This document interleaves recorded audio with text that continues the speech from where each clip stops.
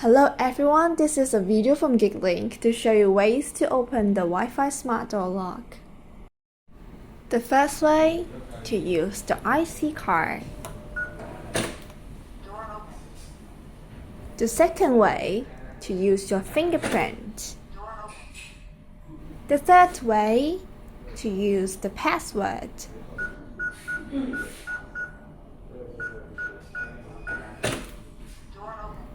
To expand the using of the password, we provide 3 types of password for different person.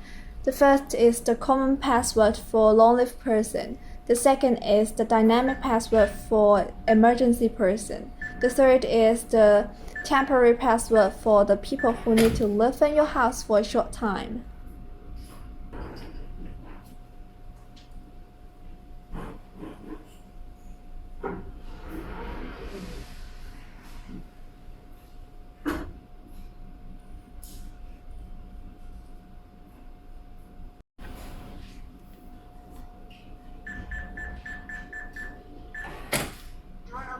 The fourth way, to use remote opening.